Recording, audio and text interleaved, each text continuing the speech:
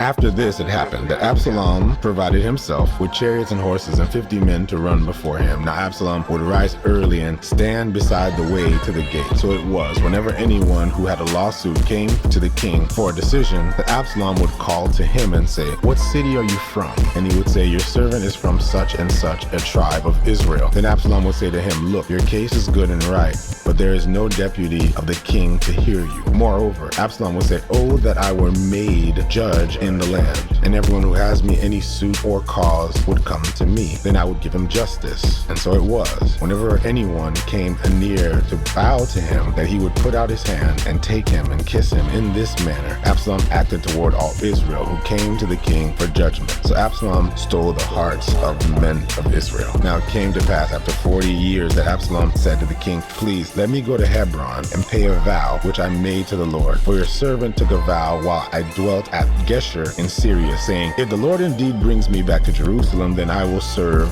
the Lord.' And the king said to him, 'Go in peace.' So he arose and went to Hebron. Then Absalom sent spies throughout all the tribes of Israel, saying, 'As soon as you hear the sound of the trumpet, and you shall say, Absalom reigns in Hebron.' And with Absalom went 200 men invited from Jerusalem, and they went along innocently. And did not know anything. Then Absalom sent for Ahithophel, the Gilonite, David's counselor, from his city, from Gilead. While he offered sacrifices, and the conspiracy grew strong, for the people of Absalom continually increased in number. Now a messenger came to David, saying, 'The hearts of the men of Israel are with Absalom.' So David said to his servants who were with him at Jerusalem, 'Arise, and let us flee, or we shall not escape from Absalom. Make haste to depart, lest he overtake us suddenly and bring disaster upon us, and strike the city with the edge of the sword.' And the king's servants said to the king, 'We are your servants, ready to do whatever my lord the king commands.' And the king went out with all his household after him, but the king left 10 women, concubines, to keep the house. And the king went out with all the people after him, and stopped at the outskirts. And all the servants passed before him, and all the Cherethites,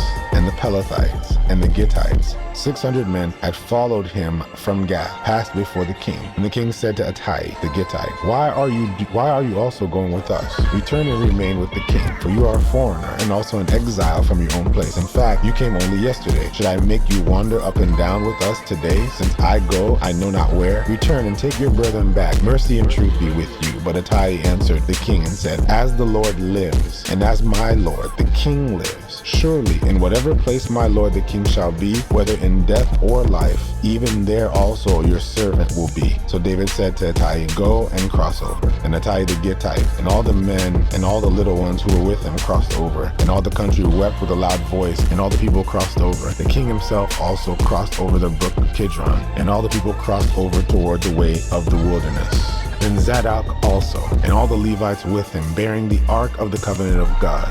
And they set down the ark of God.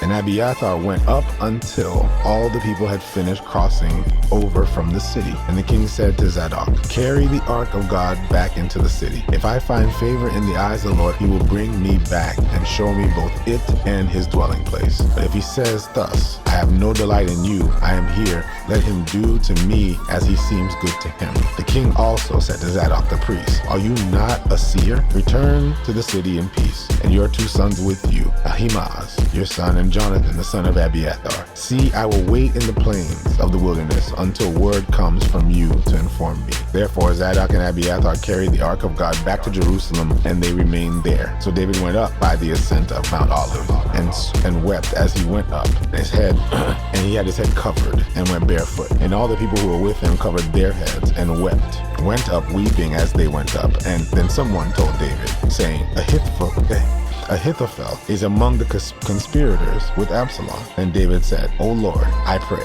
turn the counsel of Ahithophel into foolishness. Now it happened, when David had come to the top of the mountain where he worshipped God, there was Hushai the Archite coming to meet him, with his robe torn and dust on his head. David said to him, If you go on with me, then you will become a burden to me. But if you return to the city and say to Absalom, I will be your servant, O king, as I was your father's servant previously, so I will also be your servant, then you may defeat the counsel of Ahithophel for me. And do you not have Zadok and Abiathar the priest with you there? Therefore, it will be that whatever you hear from the king's house, you shall tell to Zadok and Abiathar the priests. Indeed, they have there with them their 2 sons, Ahimaaz, Zadok's son, and Jonathan, Abiathar's son, and by them you shall send me everything you hear. So Hushai, David's friend, went into the city, and Absalom came into Jerusalem.